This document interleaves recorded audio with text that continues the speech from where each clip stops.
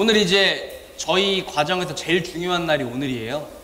오늘 안 나오시는 분들은 사실 과정의 한 70% 이상은 날아가는 그런 중요한 날이고요. 사실 오늘 이걸 하기 위해서 앞에 수업들을 쭉 깔아왔던 거예요. 예. 오늘 못 나오신 분들은 같은 조원분들이 좀 잘 알려주세요. 오늘 잘 보고 들으셨다가. 오늘은 저희가 이제 그동안 썼던 시럽 같은 거 하나도 안 쓸 거고요. 진짜 맥주를 만드는 원래의 재료 가지고 맥주를 만드는 날입니다. 작업 시간은 좀 서툰 사람이 하면 한 7시간 걸리고요. 그러니까 제가 오늘 7시간 잡은 거예요. 그리고 저는 되게 잘하겠죠. 잘하는 데가 제가 하면 한 5시간 정도 걸려요. 4시간 반 돼서 5시간 정도. 네. 군더더기 없이 미리 뒤에 물 준비하고 딱딱딱 해놓으면 걸려요. 설거지까지 하면 5시간 반 정도 되겠네요.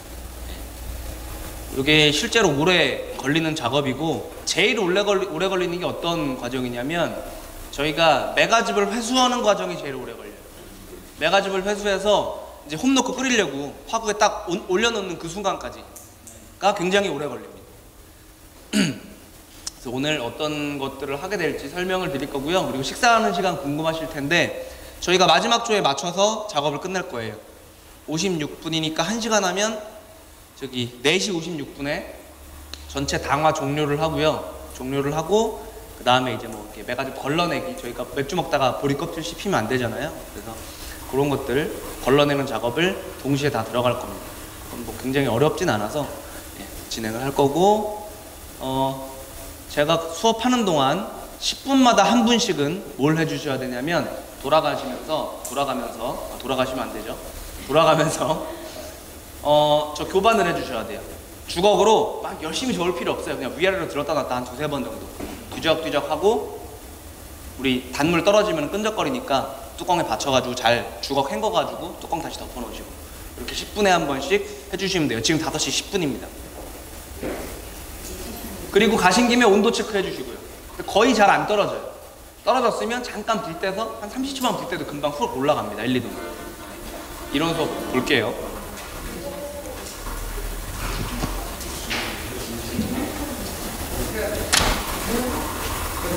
식사 시간은 그래서 4시 56분에 시작해서 한 30분 정도 거르기 작업 한 다음에 한 5시 반이면 5시 반 정도부터 아마 식사하시면 될 것 같아요. 저희가 오늘은 준비, 그 다음에 곡물 당화, 라우터링, 실제로 맥주 만드는 순서대로 제가 설명을 드릴 거고요. 네. 도구 준비는 2통이 필요해요. 2개가 필요해요. 전체 곡물 할 때는. 하나는 이제 당화용 통. 당화용 통은 필터 끼운 통. 네. 지금 당화하고 있는 겁니다. 저는 식혜 만들고 있는 거예요.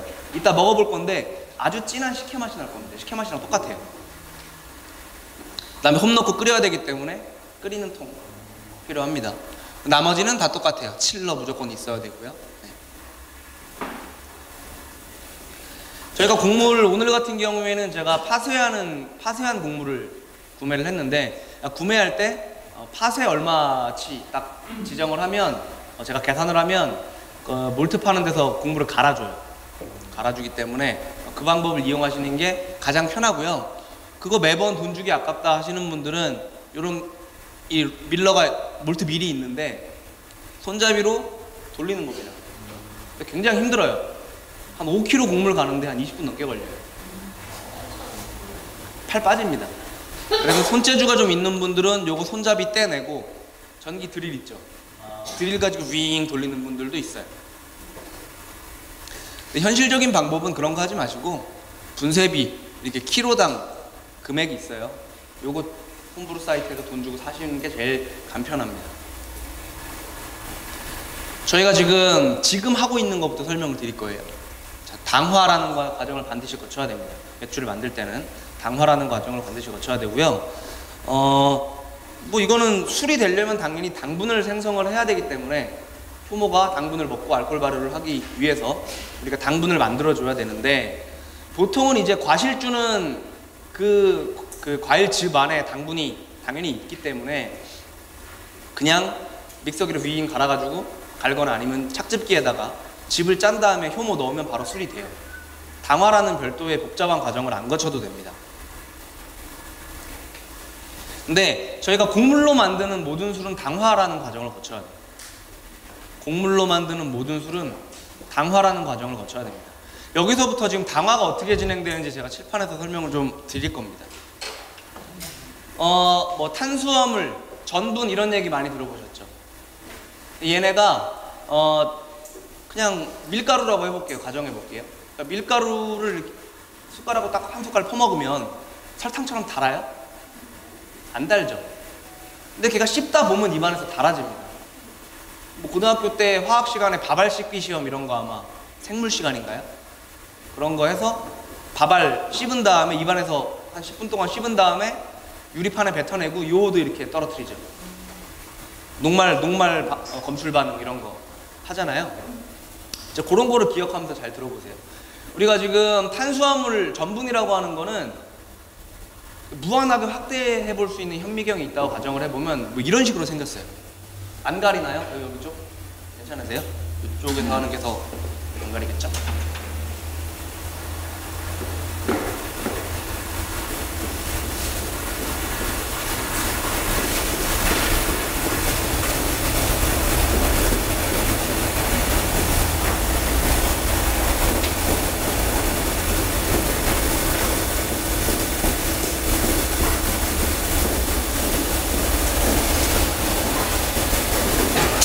뭐 이런 식으로 생겼어요. 탄수화물을 전분이라는 녀석은 쭉 확대해서 보면 이런 식으로 생겼어요. 요 알갱이 하나를 포도당이라고 해요. 포도당. 당 떨어지면 어디 아플 때 병원 가면 포도당 수액 맞죠? 왜 맞죠? 힘나라고 맞죠? 인체의 기본, 우리 동물들이 살아가는데 기본적으로 특히 인간은 포도당 합성을 해서 기본적으로 에너지원으로 쓰는 거예요. 그러니까 자동차로 치면 기름이에요, 기름.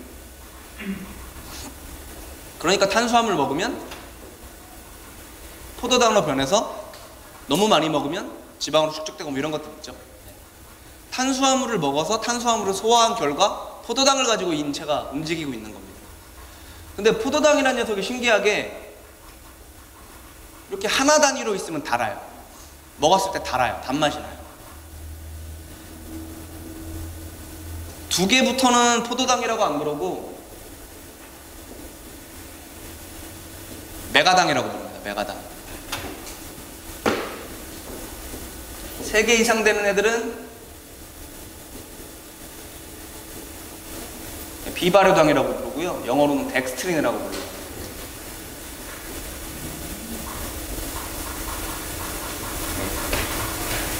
얘네들도 당이에요. 먹으면 달아요. 뭐 과당도 2개짜리고요. 뭐 자당도 2개짜리고 뭐 다 2개짜리 당이 여러 가지가 있는데 우리가 필요한 건 메가당이니까 2개짜리 붙어 있는 게 메가당입니다. 갑자기 화학 시간이 된 것 같은데 별로 되게 단순해요, 원리가. 이것만 기억하시면 될 것 같아요. 맥주 효모는 어쨌든 효모는 당을 잡아 먹고 자기가 알코올과 이산화탄소를 배출을 하게 되는데 얘가 먹는 당이 있고 못 먹는 당이 있어요. 우리 초밥이 한 입 크기면 한 입에 딱 들어가죠. 근데 사람 얼굴만한 크기의 초밥을 딱 주면 입에 들어가요? 안 들어가죠. 그러니까 덩치 큰 당을 못 먹어요, 효모가. 덩치가 큰 당을 못 먹어요. 어디까지가 그러면 덩치가 크고 안 크고의 기준이냐? 이렇게 효모가 먹을 수 있어요. 효모가 못 먹어요. 요거를 잘 기억하시면 더 들어보세요. 지금 우리가 당화라는 과정을 하고 있는데 저기 읽어보면 몰트 속의 효소에 의해서 몰트 내부의 전분질이 당분으로 변화되도록 하는 과정 이렇게 적혀 있어요. 여기서 효소라는 말이 나오고요. 당분으로 변화되도록 하는 과정이라는 말이 나오는데 얘가 그냥 보리 알곡이고요. 보리 알곡을 탈곡을 해가지고 수확을 한 다음에 이 보리로는 맥주를 못 만든다고 제가 첫 시간에 설명드렸죠. 2번째 시간인가요? 보리로는 맥주를 못 만들어요. 얘를 물에 담궈서 싹을 틔웁니다. 이거 한국말로 엿기름이라고 하죠. 마찬가지로 보리로는 식혜 못 만들어요. 그죠? 엿기름으로 식혜 만들죠. 싹을 틔운 다음에 건조시킵니다. 그 다음에 외부에 돋아나 있는 싹을 바삭바삭거리는 걸 툭툭 털어내요. 겉으로 보기엔 볼이랑 똑같이 생겼지만 요 안에 이렇게 씨앗이 형성돼 있죠. 요 씨앗 안에 여러 가지 효소들이 들어있어요. 효소. 우리 뭐 집에서 만들어 먹는 효소 이런 말들 많죠. 근데 그거 다 효소 아니에요. 그거는 그냥 당절임입니다. 당절임. 뭐 쓴바게 누드크 설탕에 절이고 다 효소라 그러죠. 효소 아니에요. 설탕을 통해서 식물 안에 있는 유용한 성분들을 추출하는 과정이지 효소는 아닙니다. 효소는 단백질 단위고요. 뭔가 화학 반응을 할 수 있는 단백질들이에요. 어쨌든 이 효소, 이 안에 여러 가지 효소들이 들어있는데 이 싹 안에 제가 뒷장에서 어떤 효소들인지는 설명을 드리겠지만 제가 지금 요 화면에서 설명드리려고 하는 거는 아밀라아제에 대한 설명이에요. 아밀라아제. 침속에, 우리 침속에 아밀라아제 있죠. 여기 안에 아밀라아제가 있어요. 다발 씻기 실험을 하는 이유가 우리 침속에 아밀라아제가 어떻게 화학적인 작용을 하는지 알아보는 데 그 수업의 목적이 있는데, 몰트 안에도 이런 효소, 똑같이 아밀라아제가 들어있어요. 근데 요새는 교육과정 바뀌어서 발음을, 이게 좀 이상하더라고요. 영어로 치면 이거거든요. S인지 C인지 모르겠어요. 헷갈립니다. 어쨌든 이거 그래서 우리는 아밀라아제 이렇게 읽었잖아요. 근데 요새는 에밀레스 이렇게 읽는답니다. 요새 학교에서는. 그 제가 우리 수강생분들 중에 학교 선생님이 계셨거든요. 그 물어보니까 요새는 에밀레스라고 했는데요. 그리고 하여튼 뭐 페피다제 이런 것도 희한하게 읽는 겁니다. 대화가 잘 안 됩니다. 어쨌든 저는 뭐 국민학교 나온 사람이고 아밀라아제로 배웠기 때문에 아밀라아제로 얘기하겠습니다. 아밀라아제 우리 침 속에 있는 거랑 똑같은 게 들어있는데, 이 메가 안에는 아밀라아제가 2개가 들어있어요. 머리가 아파오시죠? 알파 아밀라아제랑 베타라는 게 있어요. 이거 다 잊어버리세요. 어쨌든 우리 침 속에 있는 거 똑같은 게 들어있다. 그 효소라는 놈이 이 포도당의 거대한 결합체인 전분질을 쪼갠다. 쪼개서 단물로 만들어준다. 이렇게 기억하시면 돼요. 이제 이 2가지 아밀라아제가 얘네들을 어떻게 자르는지를 좀 알아볼게요. 자, 우리가 당화를 한다고 하면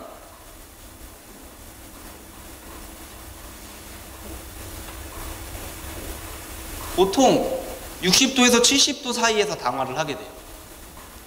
저 따뜻한 물의 온도가 60도에서 70도 사이에다가 파쇄된 몰트를 집어넣고 잘 저어주면서 1시간 정도 지나면 설탕물로 바뀌어요. 식혜로 바뀝니다. 그걸 당화라고 하는데, 이 구간 중에 아무 구간에나 몰트를 넣어도 설탕물이 되긴 돼요. 근데 어느 온도에 넣느냐에 따라서 그 설탕물의 성질이 약간 달라집니다.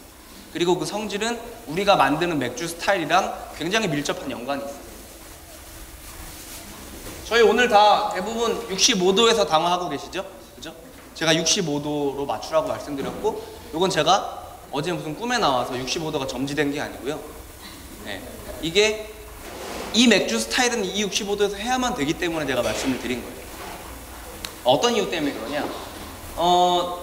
예를 들어서, 자, 빨리 하고 빨리 들어오세요. 중요한 부분입니다. 한 30초만 기다릴게요.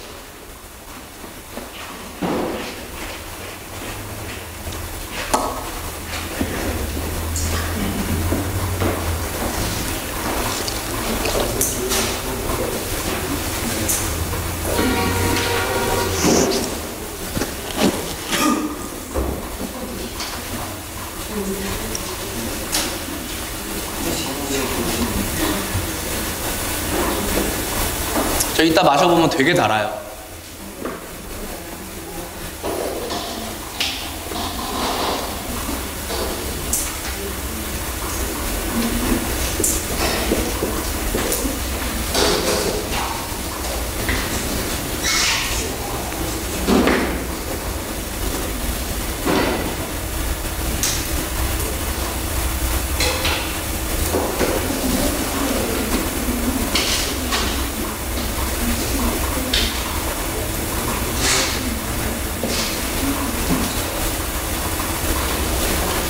들리세요?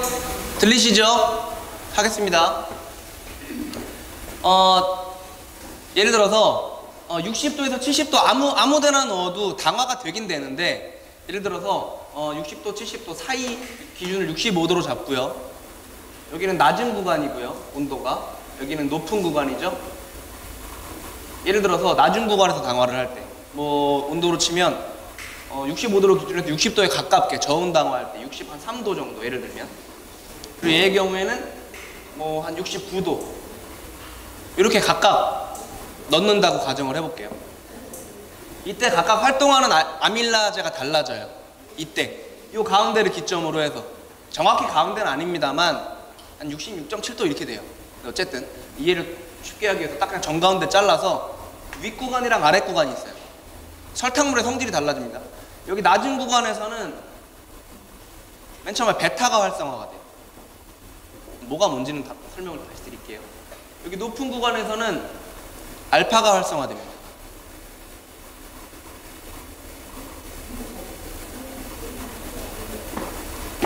여기 낮은 구간에서는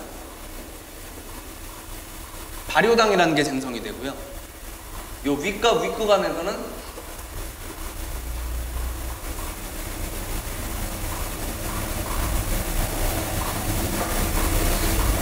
이 윗구간에서는 비발효당도 생성이 되고 발효당도 생성이 돼요. 헷갈리니까 그냥 한 글자로 적을게요. 자, 요게 아주 큰 차이점을 갖고 오는데, 이 베타아밀라제라는 녀석은 굉장히 애가 좀 규칙적인 성격을 갖고 있어요. 규칙적인 성격. 얘네가 포도당이 이렇게 여러 개가 딱 물려 있으면 단맛이 안 나고 효모가 먹지도 못하는데, 얘네를 적절한 크기로 해체를 시켜주면 그때부터 인간이 먹었을 때 달게 되고, 뿐만 아니라 단 것뿐만 아니라 효모가 먹을 수 있는 상태가 됩니다. 그러니까 일종의 효소는 가위라고 보시면 돼요. 가위. 얘네를 이렇게 자르는 거예요. 이렇게 지들이 가위질을 하는 겁니다. 이 베타아밀라제라는 녀석은 굉장히 꼼꼼하게 끝에서부터 2개씩 자르는 성질을 갖고 있어요. 이렇게 한번 커트하고 또 2개 커트하고, 이 말단에서부터 2개씩 잘라나가는 성질을 갖고 있어요. 이렇게 이렇게. 그러면 당화가 끝났을 때 다시 현미경으로 쭉 들여다보면 처음에는 전분이 이런 상태였는데, 당화가 끝난 다음에 보면 식혜 안에 이런 덩어리, 가끔은 하나짜리도 떨어지겠죠. 이런 애들이 막 물에 둥둥 떠다니고 있겠죠. 그쵸? 이해 가세요? 얘네들은 다 효모가 먹을 수 있는 당들이에요. 자, 이렇게 기억하시고, 자, 다음 반대로 이 알파아밀라제라는 녀석은, 즉 65도를 기준으로 해서 70도에 가까운 온도 구간, 좀 높은 온도에서 당화를 했을 때 같은 경우에는 알파아밀라제라는 녀석이 활성화되는데, 이 녀석은 일을 꼼꼼하게 안 하고 대충 하는 녀석이에요. 막 가위로 그냥 허공에 대고 난도질을 막 하는 애입니다. 그러다 보니까 지 멋대로 잘라져요. 알 수가 없어요. 어떻게 자르는지. 하나도 자르고 막 3개도 자르고 막 지 마음대로 그냥 막 잘라요. 막 자르기 때문에 알파아밀라제를 활성화시킨 구간에서 1시간이 끝나고 현미경으로 쭉 당겨보면 이렇게 나오기도 하지만 이런 애들도 나와요. 랜덤하게 막 자르기 때문에. 근데 이런 애들도 있고, 얘에서는 볼 수 없었던 이런 애도 있고, 이런 것들이 막 뒤섞여서 아주 랜덤하게 무작위적으로 생성이 되는 겁니다. 그래서 얘네들은 이제 효모가 먹고 발효를 하고 알코올로 바꾸는데, 얘네는 딱 못 먹어요. 자, 여기서 눈치가 빠르신 분들은 각각 구간을 어떻게 활성화시켰을 때, 제가 지금 설명드린 게 맥주의 드라이니스와 그 다음에 스윗니스에 영향을 미치는 이론적 근거에 대해서 설명을 지금 드린 거예요. 그러면 우리가 여기서 나는 맥주를 좀 드라이하게 만들고 싶어. 단맛 없게. 그러면 알파, 베타 뭐 활성화시켜야 되죠? 뭐라고요? 그렇죠. 베타를 활성화시켜야 되죠. 자, 반대로 답변하신 분들을 위해서 당연히 모르실 수 있어요. 설명을 드리자면, 자, 드라이한 맥주를 만들 거예요. 단맛이 최대한 안 나는 맥주. 그래서 갈증 해소할 때 단맛 있으면 그렇잖아요. 경쾌하게 쫙 먹을 수 있는 맥주를 만들고 싶으면 베타 구간을 활성화를 시켜야 되고, 요거를 실제로 우리가 당화를 하는 관점에서 설명을 하면 한 63도나 64도, 뭐 많이 가도 65도, 요 정도 구간을 선택을 해야 돼요. 이렇게 됐을 때 당성분들은, 전분질들은 요런 형태로 잘라지게 되고요. 그죠? 끝에서 말단부터 2개씩 자르기 때문에 베타는, 얘네들은 효모가 결과적으로 다 잡아먹기 때문에 단맛은 사라지고 알코올이 생겨요. 효모가 먹으면 단맛이 사라지는 거예요. 그죠? 자, 요거가, 자, 우리가 예를 들면 나는 결혼 한 2주년에 와이프랑 분위기 잡으면서 좀 진한 맥주를 좀 먹어보고 싶다. 도수도 좀, 도수랑 크게 관계가 없지만 당화구간이랑 좀 단맛도 좀 나고 풍미가 좀 더 깊고 진하고 뭔가 맥주가 입에 꽉 차고 바디도 무겁고, 요런 좀 막 벌컥벌컥 두세 잔 마시는 맥주가 아니라 한 잔 놓고 오래 얘기할 수 있는 그런 풍미 진한 맥주를 만들어 보고 싶다 라고 하면 요 알파 구간에서 활성화를 해야 되고요. 우리 당화하는 관점에서 얘기하면 이런 맥주 만들 때는 63도가 아니라 한 68도나 69도, 70도에서 당화를 하셔야 되고, 그 결과 이런 애들도 생성이 되지만 이런 덩치가 큰 당도 랜덤하게 생성이 되기 때문에 효모가 얘네는 싹 다 잡아먹었지만 얘네는 못 먹는 결과로 인해서 맥주가 달아져요. 설탕이 그대로 맥주 안에 남아있기 때문에. 어렵지 않죠? 듣고 보면 이거 막, 그리고 베타알파 나올 때는 막 뭐야 또 이랬지만 사실은 되게 별거 없어요. 발효당, 비발효당. 발효당을 많이 생성하면 효모가 싹 다 잡아먹으니까 맥주가 드라이해지고 가벼워지고 바디가 라이트해지고, 그 다음에 높은 온도 구간에서 당화를 하게 되면 여러 당들이 랜덤하게 생성이 되기 때문에 효모가 먹는 당은 나름대로 먹어서 알코올로 변하겠지만 먹지 못하는 당은 맥주 안에 그대로 남아서 맥주가 달아지고 그 결과 풍미가 좀 더 진해지면서 맥주가 바디감이 좀 풀바디로 바뀌는 경향이 있어요. 요걸 설명을 드린 거고요. 뒷장에 이제 차트로 나와 있습니다. 혹시 너무 어려우신 분 있으세요? 제가 설명 다시 한번 드릴게요.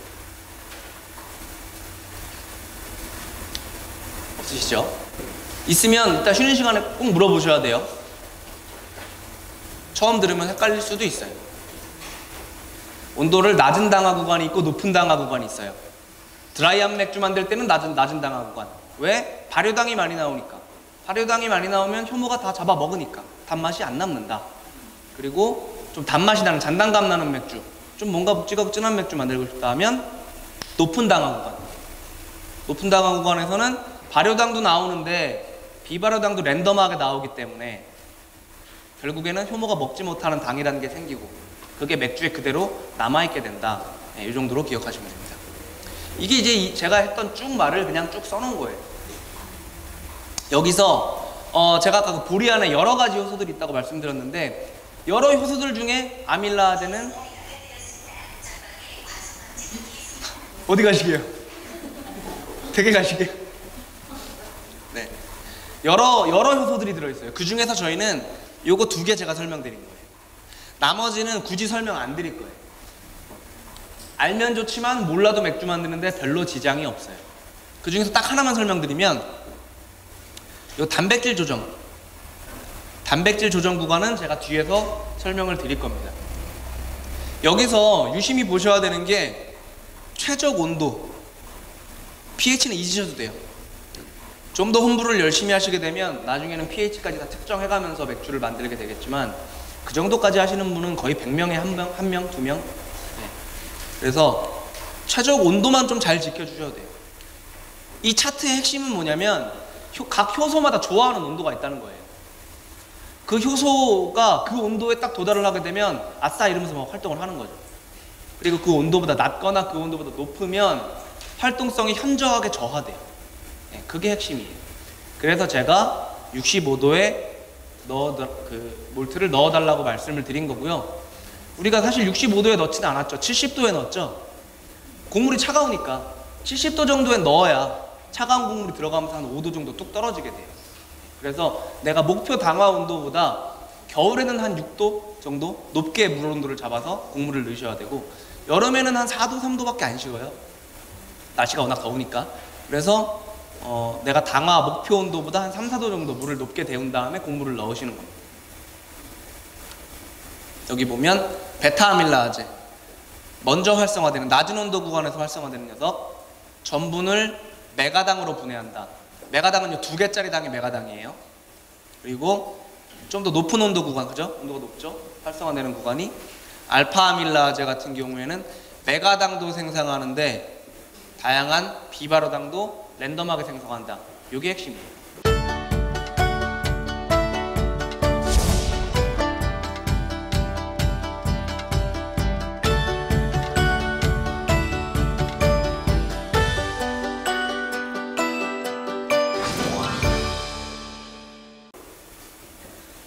이 차트는 이 빨간 글씨만 기억하시면 돼요. 효소가 좋아하는 온도 범위를 넘어서게 되면 효소 활성이 멈추게 돼요.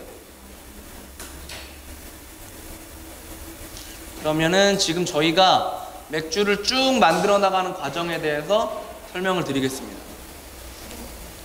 자, 도우인이라는 거는 다른 말로 매쉬인이라고도 불러요. 매쉬인. 매쉬인이 있다는 거는 매쉬아웃도 있다는 얘기겠죠. 저희가 이따 매쉬아웃을 할 겁니다.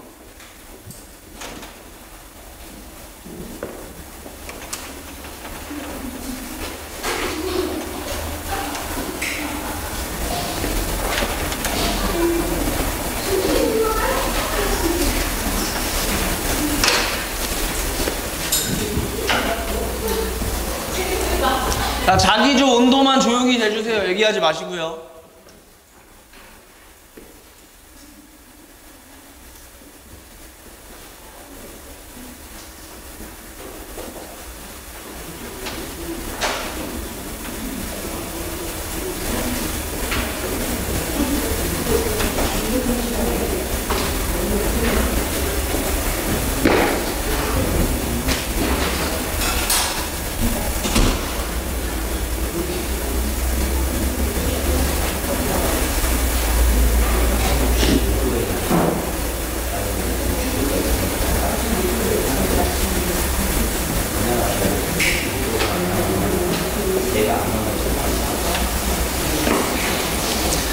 저희가 오늘 맥주를 만드는 총 과정이 제가 칠판에 적어놓은 저 순서대로 진행이 될 겁니다.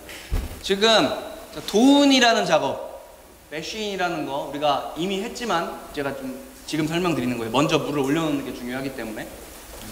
도운이라는 거는 매쉬인이라고도 부르고요. 이건 쉽게 얘기해서 뜨거운 물에 곡물 붓는 행위를 매쉬인이라고 그래요. 매싱 들어간다, 이제 매싱 시작한다, 이런 뜻이에요. 저 물 자체가 촉매 역할을 해서 효소들의 확산을 도와주기 때문에 우리가 물에다가 당화를 하게 됩니다. pH 조정 같은 경우에는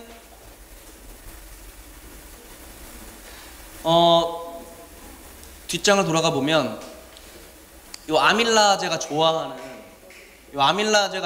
pH라는 게 있는데, 요 pH가 대략 한 5.2 정도 돼요. 약산성이에요. 근데 우리가 맹물에다가 몰트를 넣는 순간 약간 약산성으로 바뀝니다. 그래서 요건 잊어버리셔도 돼요. pH를 최적의 조정을 해주는 이유는 아밀라제가 더 건강하게 잘 활동하라고. 5.2 정도로 맞춰주면 60에서 70도 사이에서 5.2 pH로 맞춰주면 얘네가 굉장히 활성화된다는 의미인데, 몰트를 넣는 것만으로도 pH가 5.2 이 정도 되는 효과가 있기 때문에 요거는 굳이 잊으셔도 됩니다. 자, 뒤에 분들 빨리 들어와 주세요. 자, 그 다음에 우리가 조금 신경 써야 되는 거는 다크에일 만들 때. 다크에일 만들 때는 검은 몰트가 굉장히 많이 들어가요. 우리 지금 다 오늘 밝은 맥주고 블랙 IPA, 4조만 블랙 IPA만 검은색을 띠는 맥주인데, 시커멓게 태운 몰트 자체가 좀 얘가 산성을 띠고 있어서 얘는 아밀라제가 좋아하는 요 구간대보다 더 떨어뜨리는 문제가 있어요. 4대로 4점 몇 이런 식으로. 그래서 맥주가, 흑맥주를 잘못 만들게 되면 실제로 새콤해요, 맛이. 약간 시큼한 맛이 납니다. 잘못 만들게 되면. 산 조정을 잘 안 해주게 되면. 그래서 검은 맥주 만들 때는 오히려 pH가 너무 낮아지니까, 즉 너무 산성이 되니까 염기성 재료를 넣어서 좀 위로 5.2까지 끌어올려줄 필요가 있어요. 그걸 뭘로 하냐면 칼슘 카보네이트라는 게 우리 홈브루 사이트에서 팔아요. 칼슘 카보네이트라는 염기성 재료를 한 티스푼 매싱할 때 탁 넣어주시면 됩니다. 물론 처음에 하실 때는 이거 안 넣으셔도 돼요. 저도 홈브루 한 1, 2년 하고 나서부터 쓰기 시작했어요. 그러니까 처음부터 어렵게 접근하지 마시고, 그렇다고 막 쉬고 그러지 않거든요. 모르고 먹으면 신지 모를 정도로 쉬어요. 그러니까 조금 해보신 다음에 그때 내가 좀 아쉽다 그러면 그때 칼슘 카보네이트 첨가하시는 걸로 보시면 될 것 같아요. 그 다음 온도 구간 때는 단백질 조정인데 요거는 거의 할 일이 없습니다. 사실 거의 할 일이 없어요. 근데 맥주에서 단백질이 어떤 역할을 하는지 정도는 알고 계시면 좋을 것 같습니다. 단백질의 여러 가지 크기가 있는데 대략 세 가지로 나눠보면 큰 놈이 있고요, 중간 놈이 있고 작은 놈이 있어요. 단백질, 큰 크기의 단백질 같은 경우에는 맥주를 탁하게 만들고 좀 끈적끈적하게 만드는 주성분입니다. 안 좋은 성분이고요. 그 다음에 중간 크기나 그 이하부터는 맥주에 굉장히 유익한 단백질들이에요. 중간 크기의 단백질 같은 경우에는 거품을 좀 오래 유지하게 도와줍니다. 그리고 좀 작은 크기의 단백질은 효모 영양 성분이 돼서 효모가 발효할 때 건강하게 발효할 수 있도록 도와주는 역할을 해요. 그래서 단백질 조정이라는 거는 뭐냐면 큰 크기의 단백질을 중간 또는 그 이하 크기로 쪼개주는 작업이에요. 아까 우리 지금 당화하는 것처럼 특정 온도 구간대에 몰트를 딱 풀어놓는 걸로 조정이 됩니다.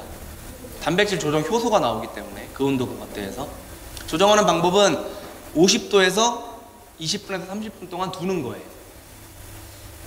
이 방법인데 지금 우리가 65도에서 하고 있잖아요.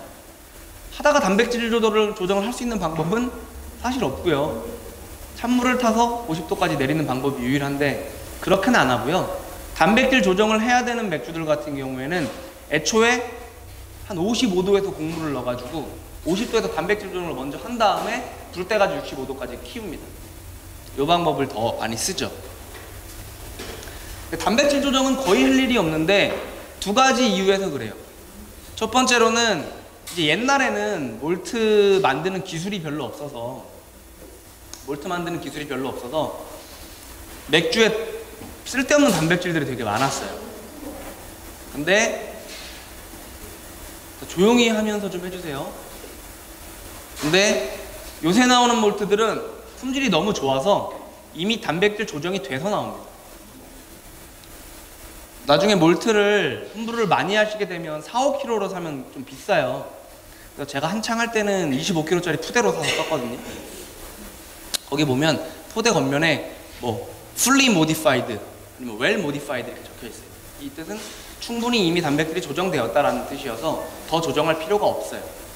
오히려 단백질 조정을 그런 몰트로 하게 되면 맥주가 지나치게 가벼워지고 싱거워지는 효과가 있습니다. 그 다음에 단백질 조정 같은 경우에는 대부분 맥주가 이제 보리메가를 쓰기 때문에 보리메가에는 단백질 자체가 많지가 않습니다. 그래서 하실 필요가 없어요. 근데 꼭 해야 되는 맥주들도 존재하는데 단백질이 많은, 그러니까 몰트 말고 다른 거 많이 섞을 때, 예를 들면 밀맥주는 보리메가가 50% 들어가고 밀메가가 50% 들어갑니다. 밀이 단백질이 많아요. 그래서 맥주가 탁 하고 뿌였습니다. 그런 맥주 같은 경우에는 밀맥주 만들 때는 단백질 조정 한번 50도에서 한 2, 30분 두신 다음에 한 65도 구간으로 이동하시는 게 좋을 수 있고요. 그 다음에 호밀 같은 거라든지 오트밀이라든지 어쨌든 이렇게 보리 말고 다른 잡곡류를 섞어서 맥주 만들 때는 이런 걸 한번 해주시면 어느 정도 도움이 됩니다. 당화가 여기 좀 더 자세하게 설명이 되어 있어요. 당화 방법은 60도에서 70도 사이에서 60에서 한 90분 정도 유지를 하게 되는 그 방법을 얘기하고요. 온도범위랑 유지시간 조절해서 다양하게 당화를 할 수 있어요. 전분이 당으로 바뀌는 과정은 두 가지 아밀라제가 작용을 하는데 낮은 온도에서 베타 아밀라제가 활성이 되고요. 얘는 발효당을 생성하게 됩니다. 끝에서부터 2개씩 끊기 때문에 2개까지 먹을 수 있어요.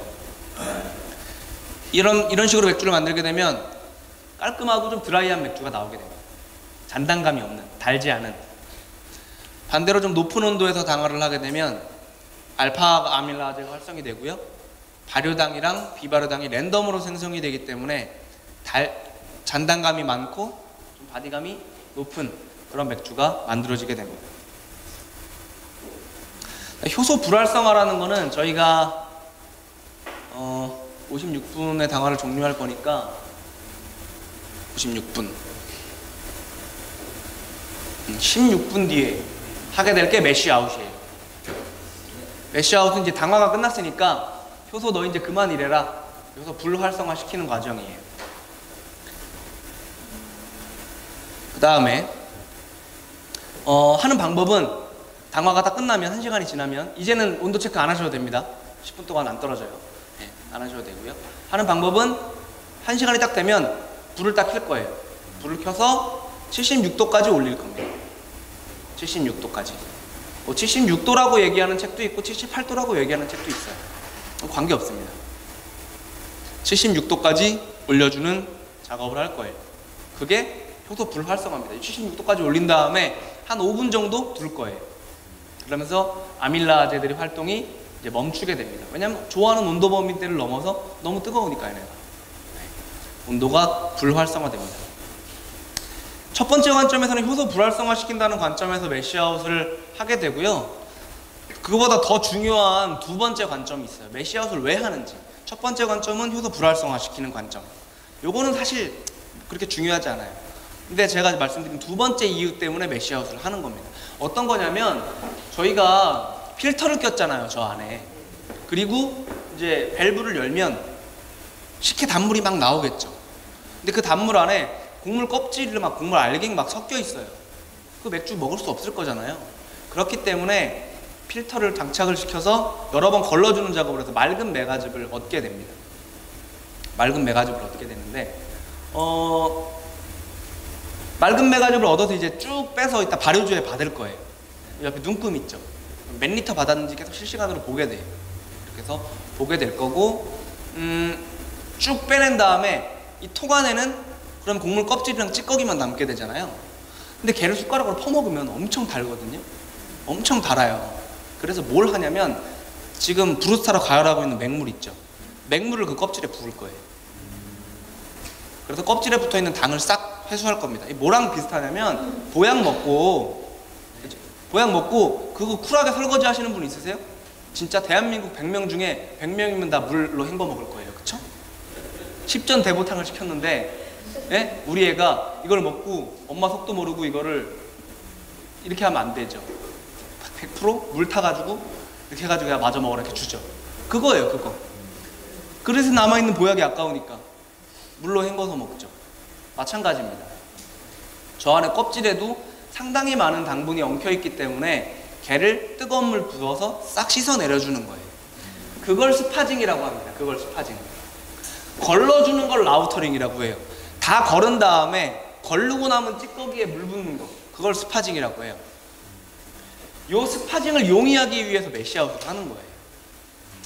무슨 얘기냐면 우리가 당이라는 게 온도가 차가워지면 굳죠. 물엿 같은 거 한겨울에 베란다에 있으면 이게 안 부어지잖아요. 그거 잘 부으려면 중탕 가열하면 되죠. 중탕 가열하면 이렇게 물엿이나 이런 거 잘 나오게 되죠. 그러니까 당이라는 거는, 당 액기스라는 거는 온도가 높은 온도에서 잘 용해가 되는 특징이 있어요. 맞죠? 찬물에다가 물엿 부으면 잘 안 녹죠. 근데 뜨거운 물에다가 물엿 부으면 금세 녹죠. 온도가 뜨거울수록, 물의 온도가 뜨거울수록 당을 추출하는데 용이해요. 맞나요? 이 관점에서 보면 우리 저 보리 찌꺼기가 남아있는 통에다가 이 뜨거운 물을 부어서 당을 빼낼 거예요. 빼내는데 방금 제가 설명드린 거에 의하면 우리가 알고 있다시피 최대한 잘 추출하려면 펄펄 끓는 물 딱 투입하면 진짜 잘 추출이 되겠죠. 잘 추출이 되겠죠. 맞아요. 잘 됩니다. 잘 되는데 문제점이 100도씨 끓는 물을 저기다 부어버리게 되면 당도 잘 추출이 되는데 안 좋은 맛도 같이 추출이 돼요. 주요 이제 맥주의 떫은 맛을 유발하는 성분들, 뭐 탄닌이라든지 폴리페놀이라든지 그런 것들이 몰트 껍질에 많이 붙어 있습니다. 그것까지 안 좋은 맛까지 싹 우러나게 돼요. 그래서 우리가 보통 스파징을 요 뜨거운 물 우려내는 걸 76도에 맞춰서 합니다. 76도에 맞춰서 해요. 그래서 매시아웃을 하는 거예요. 이 온도를 맞춰주기 위해서.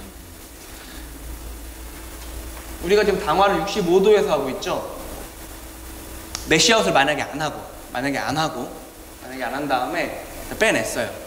빼내는 동안에도 식을 거 아니에요. 얘네가 불 껐으니까. 빼다 보면 막 60도, 뭐 58도 이렇게 되겠죠. 여기다가 76도 물 부어본다 한들 섞인 요 국물과 맹물이 섞인 요게 76도가 될 리가 만무하죠. 그죠? 그러니까 일단 저 국물 76도로 맞춰 놓고 76도로 맞춰 놓으면 머트를 받으면서 얘네가 또 식어요. 72도 막 이렇게 식습니다. 많이 식어요. 더 많이 식으면 한겨울에 하면 68도 이렇게도 식어요. 그러니까 제가 저 물을 83도로 준비하라고 말씀을 드린 거예요. 요 정도는 부어줘야 식은 얘네한테 들어갔을 때 최종적으로 얘가 한 76도가 되거든요. 그러니까 우리가 매시아웃이라는 거는 두 가지 관점에서 하게 되는데, 첫 번째 관점은 효소를 불활성화시키는 관점. 이제 효소 너 이제 일 그만해라. 요 관점이 있고, 근데 요 관점은 그렇게 중요하지 않은 관점이에요. 두 번째, 스파징을 용이하기 위해서 여기 보시면 매쉬의 점성을 낮춰서 당이 끈적거리지 않게 해줘서 아우터링 스파징을 용이하게 하기 위해서 이 관점에서 굉장히 필요해요. 그래서 저희가 76도로 당화가 끝나면 10분 뒤에 불 올리고 5분간 둘 겁니다. 그게 매시아웃이에요. 하는 목적은 얘랑 얘를 잘 하기 위해서 밑준비하는 거예요. 당화에는 여러 가지 방법이 있는데 크게 보면 한 가지 온도로 쭉 당화하는 방법, 다른 하나는 온도를 좀 바꿔가면서 당화하는 방법, 이렇게 두 가지가 있어요. 한 단계 온도 방법이라고 제가 아까 첫 번째 설명드린 거고요. 이건 뭐 싱글 인퓨전 매싱이라고 하지만 그냥 쉽게 싱글 스텝 매싱이라고도 합니다. 그리고 온도를 바꿔가면서 하는 당화 방법을 스텝 바이 스텝 매싱이라고 불러요. 예를 들면 지금 우리 6개 조가 하고 있는 게 둘 중에 뭘까요? 우리 오늘 당화하고 있는 방법이 둘 중에 어떤 방법이에요? 한 단계, 그쵸? 첫 번째입니다. 싱글 스텝 매싱. 65도로 그냥 쭉 우리가 두고 있죠? 60분 동안. 요 방법이 하나가 있고, 요 방법 같은 경우에는 뭐 상당히 많은 맥주들이 이런 방식을 쓰고 있어요. 상당히 많은 맥주 스타일들을 만들 때 이런 방식을 쓰고 있어요. 뭐 영국 애들 많이 쓰고요, 미국 애들도 많이 씁니다. 그 다음에 요 다단계 온도 방법 같은 경우에는 스텝 바이 스텝 매싱 같은 경우에는 내가 60분을 당화를 하긴 하는데 한 온도로 쭉 두는 게 아니라 63도에서 20분 둔 다음에 불 떼가지고 65도 만든 다음에 20분 두고, 그 다음에 불 떼가지고 70도 만든 다음에 딱 그때부터 시간 재서 20분 두고, 이런 식으로 60분을 하긴 하는데 온도를 좀 바꿔가면서 주로 온도를 올려가면서 당화를 하는 방법이 있어요. 온도 시간대는 원하는 대로 설정이 가능합니다. 그 다음에 또 한 가지 방법은 디콕션이라고 해서 다단계 온도 방법 중에 하나예요. 얘는 온도 변화를 주긴 주는데 어떻게 주냐면, 다단계 온도는 불을 떼서 직화해가지고 온도를 올리는 방법인데, 이 디콕션 같은 경우에는 지금 저 안에 딱 뚜껑 열면 곡물 죽이죠. 걔를 한 바가지 푹 풉니다. 한 바가지 푹 퍼가지고 옆에 조그만 전골 냄비에다가 팔팔팔 끓인 다음에 집어넣는 거예요. 온도를 올리는데 얘 같은 경우에는 저 전체를 불을 떼가지고 온도를 올리고요, 얘 같은 경우에는 일부분을 한 바가지 푹 떠가지고 옆에서 팔팔 끓인 다음에 걔를 부어요. 더 뜨거운 게 들어오니까 온도가 올라가겠죠. 네, 그런 식으로 하는 게 디콕션 방법이에요. 각각 어떨 때 쓰냐면, 한 단계 온도 방법은 맥주가 주는 풍미가 좀 심플한 맥주들일 때 써요.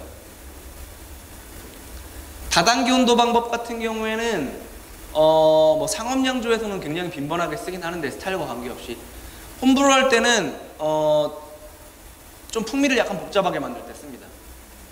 발효당이랑 비발효당을 내가 좀 정확하게 좀 어느 정도 중간 섞어줄 때 그럴 때 써요.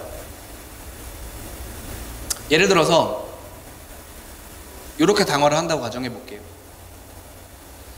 자, 68도로 1시간 당화하는 거랑 65도, 68도, 72도 20분씩 걸쳐가면서 당화한 거랑 똑같은 레시피를 가지고 만들었을 때 어떤 결과가 나타나냐면 65도 하나로 당화한 애 같은 경우는 굉장히 발효가 잘 돼요.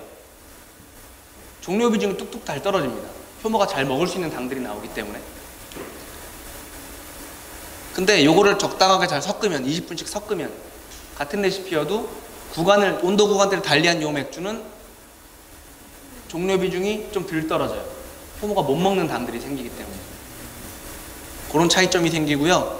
예를 들어서 68도로 한 온도로 뒀을 때 그리고 하나 3개 구간 다 거쳤을 때 보면 68도는 되게 비발효당이 많기 때문에 발효가 잘 안 돼요. 종료 비중이 잘 안 떨어져서 맥주가 굉장히 달아집니다. 발효 기간도 길어지고. 그래서 너무 내가 힘들어. 막 너무 달아. 이번에 먹어보니까. 같은 레시피여도 이거 전체적으로 내가 마음에 드는데 단맛만 좀 줄였으면 좋겠어. 그럴 때 65도 구간을 좀 섞어주는 거예요. 이때 발효당이 많이 나오겠죠. 68도 한 온도로 내가 쭉 두고 맥주를 만들었더니 너무 달고 발효도 제대로 안 떨어지고 너무 힘들고 그래요. 그러면 다음에 맥주 만들 때는 똑같은 레시피여도 65도 구간을 발효당 나오는 구간을 한번 섞어주면 종료 비중이 좀 더 달 떨어지고 저번에 만든 맥주보다는 좀 덜 달겠죠. 이런 식으로 어떤 의도를 가지고 섞어줄 때 이런 방식을 쓰고요. 디콕션 같은 경우에는 온도에 변화주는 방법이긴 한데 요 경우에는 체코, 그다음에 체코의 필스너, 독일의 필스너, 독일의 밀맥주 이런 거 만들 때 굉장히 빈번하게 사용되는 방식입니다. 필스너 우르켈 다들 아마 드셔보셨을 것 같은데 필스너 우르켈 보면 4.4도밖에 안 돼요. 근데 먹으면 입에 풍미가 꽉 찹니다. 싱겁다는 느낌이 전혀 안 들어요. 참고로 카스가 4.5도예요. 그런 체코 필스너 방식이 이 방법을 대표적으로 많이 사용하는데 한 국자 푹 퍼가지고 전골 냄비에 부글부글 끓이게 되면 쫄겠죠, 얘네가. 그리고 강한 직화에 당 성분이 쪼그라들면서 카라멜라이징이 됩니다. 이 안에서. 그러니까 풍미가 증진돼요. 달고나 풍미가 더 강해져요. 걔를 다시 합치고 한 번 더 퍼내가지고 또 부글부글 끓인 다음에 넣어주면 달고나가 더 진해지고 이런 식으로 카라멜라이징을 시켜서 몰트의 풍미를 증진시키면서 온도를 변화주는 방법이 디콕션입니다. 그래서 독일 필스너나 체코 필스너 같은 거 먹어보면 도수가 별로 안 높은데도 입에 꽉 차는 풍성함이 있습니다.